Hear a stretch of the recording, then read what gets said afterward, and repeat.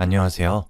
누워서 잠을 청하려다가 도저히 잠이 오질 않아 이렇게 글을 적어 사연을 보내봅니다. 저는 28살이에요. 결혼을 앞두고 있었죠. 저는 예정대로라면 올해 꽃이 만개하는 그 예쁜 계절 4월의 신부가 될 예정이었습니다. 그러나 지금은 모든 결혼 준비가 멈췄죠. 제게 일어난 어떤 드라마 같기도 하고 비극적인 만남 하나로 말이죠. 그 시작은 지금으로부터 3주 전이었습니다. 전 남자친구로부터 꿈꿔왔던 프로포즈를 받았어요. 오랜 기간 만나온 남자친구이기도 하였고, 저 또한 남자친구를 정말 많이 사랑했기 때문에 당연히 결혼하자는 요청을 아주 기쁘게 받아들였습니다. 상견례까지 일사천리로 이어졌어요. 양가의 분위기는 매우 좋았습니다. 예비 시댁에서도 저를 무척이나 마음에 들어 하셨고, 저희 부모님도 마찬가지로 예비 사위인 남자친구를 정말 마음에 쏙 들어 하셨어요.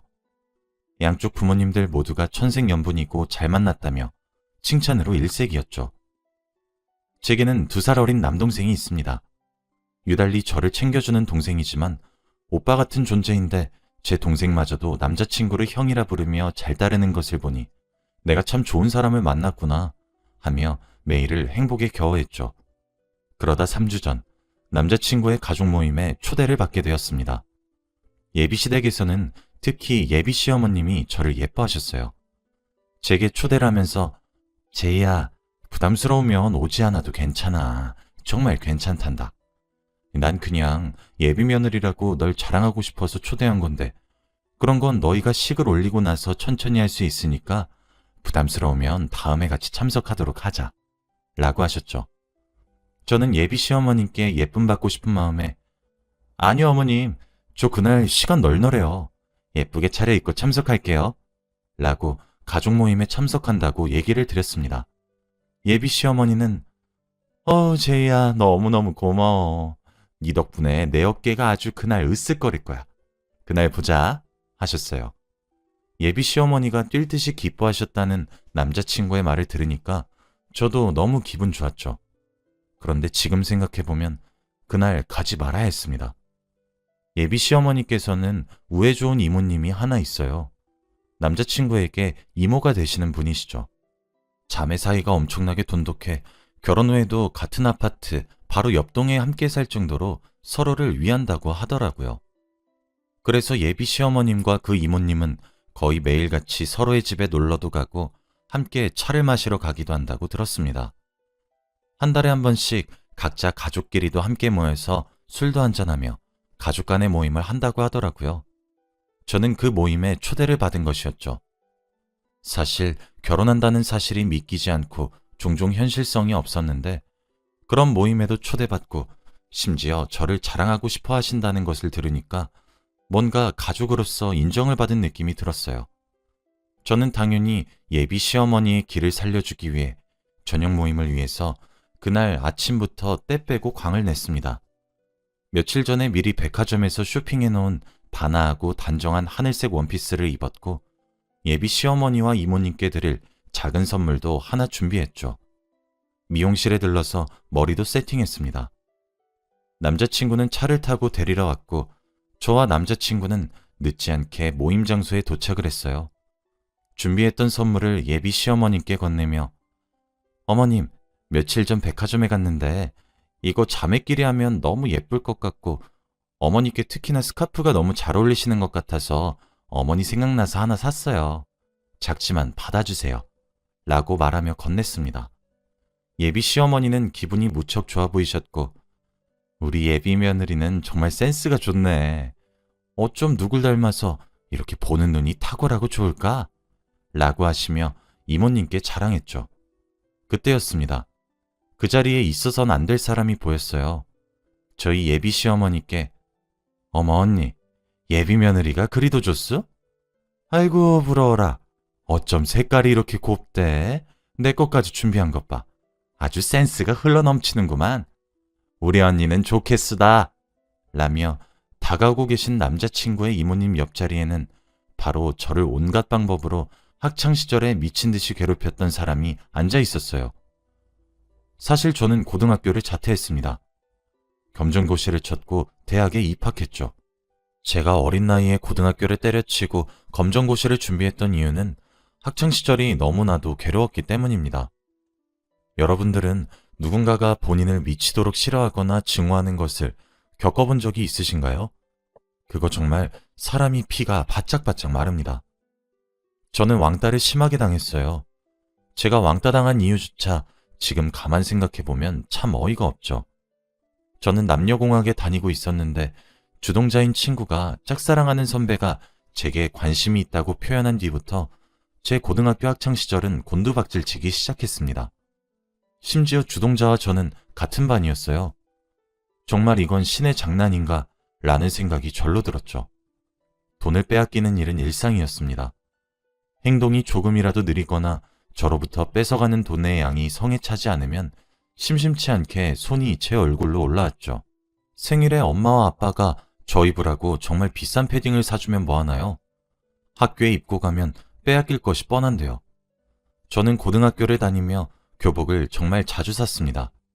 갑작스런 성장기가 찾아와서가 아니라 교복이 너무 빨리 해졌기 때문이죠. 맨날 첫날 맞고 다니고 땅에 끌리니 빨리 해질 수밖에 없었습니다. 선생님께 왜 말하지 않았냐 하시는 분 계시겠죠? 처음엔 저도 선생님께 울면서 너무 힘들다 도와달라고 도움을 요청했었습니다. 근데 선생님은 그 다음날 아침 조회 시간에 저와 주동자인 친구를 교실 앞에 불러내시고는 이제 화해하고 친구끼리 사이좋게 지내라고 말씀하셨어요. 그러고 화해 약속을 시키셨습니다. 그날을 기점으로 더 나빠질 것도 없다고 생각했던 제 학창시절은 더더욱 나빠졌어요. 놀랍게도 말이죠. 주동자인 친구를 필두로 저를 향한 괴롭힘은 점차 노골적이고 수위가 점점 높아졌습니다. 같은 반 남자인 친구들이 그 괴롭힘을 말려준 적이 있었어요. 제이에게 너무 심한 것 같은데 적당히 좀 하라고 말이죠. 근데 그렇게 남자인 친구들이 말려주면 저는 온갖 조롱을 당했고 더 심하게 괴롭힘을 당했습니다. 어느새 쟤를 꼬셨냐면서 얻어맞았죠. 막상 저는 아무것도 하지 않았는데 말이에요. 그 당시엔 지금처럼 스마트폰이 많았을 시기가 아니라 문자가 보편화되어 있었어요. 제 번호는 불특정 다수에게 공개되었고 미친 듯이 문자가 왔었죠. 그중 아직도 선명하고 토시 하나 틀리지 않게 기억하는 문자가 하나 있었어요. 주동자인 친구가 보낸 거였죠. 점점 그 아이가 무서웠고 두려웠어요. 아무 말도 하지 않고 그저 잘 지낸다고 부모님과 동생에게 말해왔지만 저도 사실 제가 말을 해줄 때까지 가족들이 기다려준 사실도 알고 있었습니다. 그래서 더욱 아무런 말도 할 수 없었죠. 의지를 잃었던 저는 결국 정말 그랬으면 안 되었지만 그렇게 가족의 가슴에 큰 대목을 쾅쾅 받게 되었죠. 다행스럽게도 그날 일찍 집으로 귀가한 남동생이 저를 발견하자마자 119에 신고를 했고 빠른 응급처치로 저는 정신을 차릴 수 있게 되었습니다. 제가 병원에 있는 동안 미리 써놓았던 유서가 발견되었고 하마터면 딸을 잃을 뻔하셨던 저희 부모님은 거세게 항의를 했고 주동자였던 아이는 강제 전학을 가게 되었죠. 그리고 괴롭힘에 가담한 아이들 모두 처벌을 피하지 못했습니다. 그러나 이미 극단적인 선택을 각오했을 만큼 벼랑 끝에 몰려 있었던 저는 학교에 적응을 하지 못했고 자퇴를 했어요. 정신적인 트라우마가 너무 심하게 남아서 매일 악몽을 꾸기 일쑤였습니다. 그때부터 제 남동생은 제게 오빠 같은 사람이 되기 시작했어요. 검정고시를 준비하기 위해 독서실을 가게 되면 항상 저를 데리러 와주고 고민 있으면 자기한테만 살짝 말하라며 굉장히 의젓하게 굴었죠. 저는 가족들에게 깨지기 쉬운 유리구슬 같은 존재가 되었고 그런 따뜻한 관심과 사랑 그리고 보살핌 덕에 이제는 많이 극복했습니다. 그렇게 저는 대학에 진학하게 되었고 지금의 남자친구를 만났어요. 저보다 2살이 많았던 선배였죠. 참 다정다감한 사람이고 마음이 따뜻한 사람이라서 끌렸습니다. 자연스레 사귀는 사이로 발전했고 사귄 지 한 2년 정도 되었을 때 울면서 고백했던 제 과거 이야기에 눈물을 흘려줬어요. 저를 꼭 안으며 얼마나 힘들었겠냐, 버텨줘서 고맙다, 그러며 우는 남자친구의 모습에 저 또한 아이처럼 목 놓아 울어버렸죠. 저는 그런 모습에 결혼을 결심했었습니다. 이렇게 마음이 따뜻한 남자라면 행복할 것 같았거든요. 종종 악몽을 꿔서 울면서 일어나면 남자친구는 어느 시간이든 저를 꼭 껴안고 등을 토닥거려 주었습니다. 지금은 10년 정도 된 이야기지만 아직까지도 간혹 저의 발목을 잡고 놓아주지 않는 그런 이야기예요. 여전히 지금도 그때를 생각하면 참 괴롭습니다. 남자친구는 종종 이모님네 가족 얘기를 많이 했었어요. 엄청 친한 사촌 여동생이 하나 있다고요. 저와 같은 나이라서 둘이 친해지면 좋겠다고 본인이 생각하기엔 사촌이 아니라 진짜 내 친동생 같고 어렸을 때부터 같이 자라와서 특별하다고요. 그런 이야기를 들을 때 저는 항상 와, 오빠 너무 궁금해.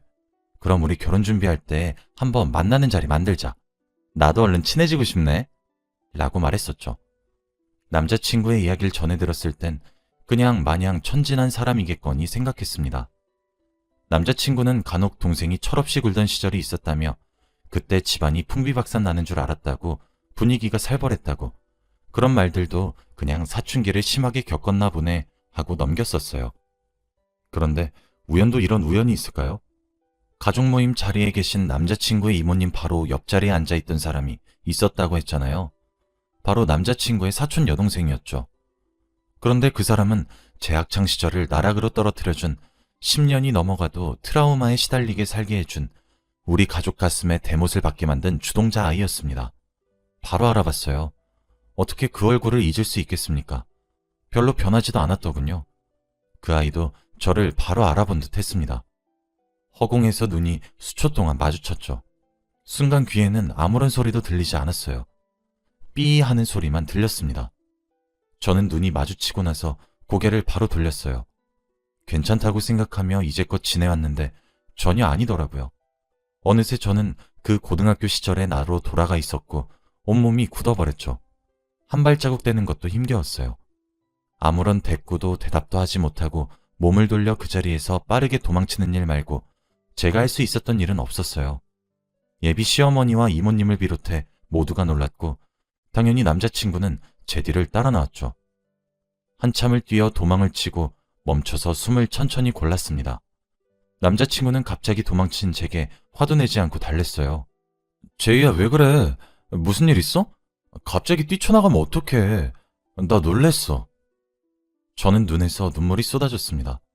남자친구는 당황하며 제이야, 왜 울어? 나 지금 너 탓하는 거 아니야. 진짜 걱정돼서 물어보는 거야. 왜 그래? 무슨 일 있었어? 몸이 안 좋아? 응? 울지 마.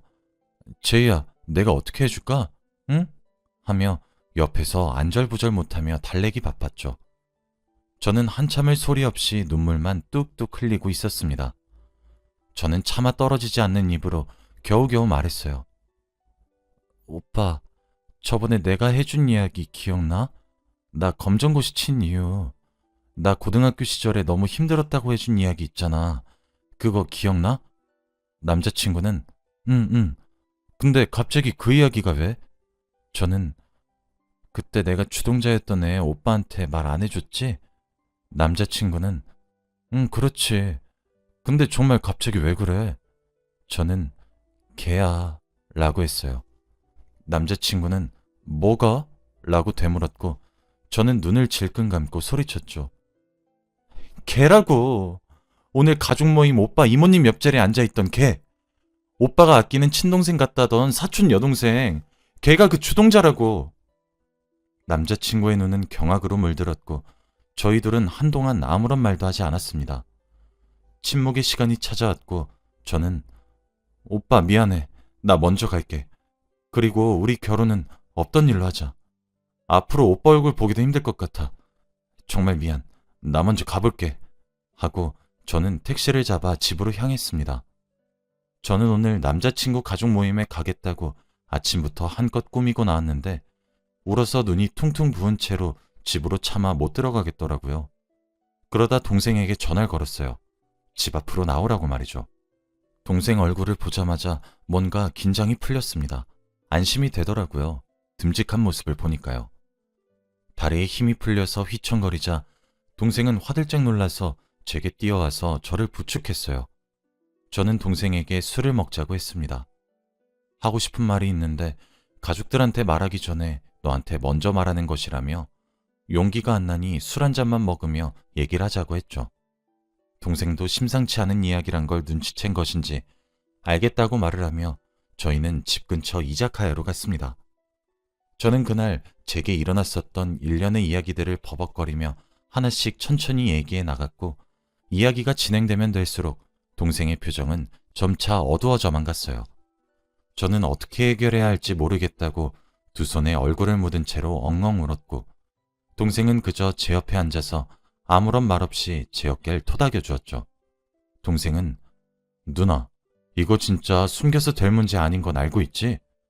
이거 말야, 누나 평생이 달린 문제야. 엄마랑 아빠한테 말하자. 누나가 말하기 힘들면 내가 옆에서 같이 말해줄게. 나 믿지?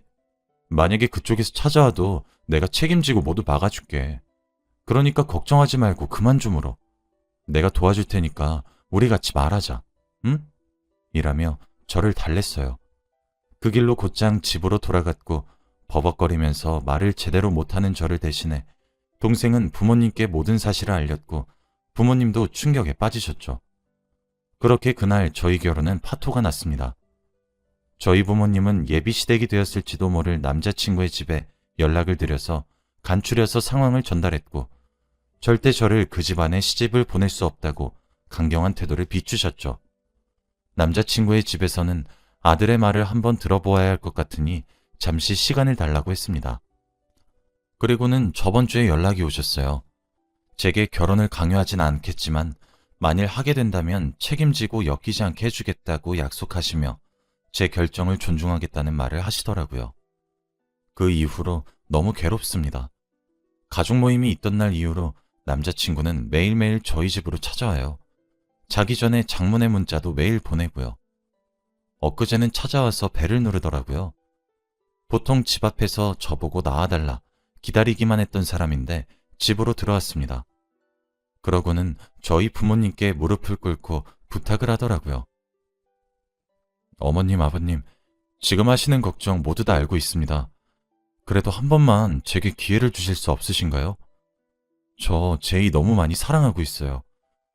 제이가 저희 본가 근처로 올 일도 없게 할게요. 시댁과 연관되지 않게끔 제가 중간 역할 잘하겠습니다. 저희 부모님도 사실을 아시고 제이 결정을 가장 많이 존중을 하시겠다고 하셨어요. 제가 더 이상 제이가 그 아이와 엮이지 않게 노력할게요. 아니, 노력하는 것뿐만 아니라 엮이지 않게 할게요. 맹세하겠습니다. 제가 연을 끊을게요.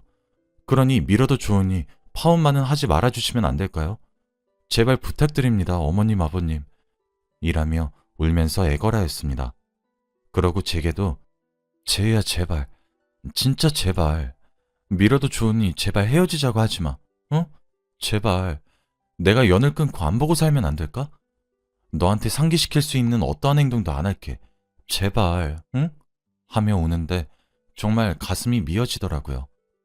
일단 부모님이 살살 달래서 집으로 돌려보냈습니다. 조금 전에도 남자친구는 자기를 버리지 말아달라며 장문에 연락이 왔네요. 저는 어떻게 해야 할까요? 저도 남자친구를 정말 많이 사랑하고 있어요. 그런데 어떻게 이런 우연이 있을 수 있나요? 저는 언제까지 그 아이의 그림자에 가려져 행복을 포기하면서 살아야 할까요?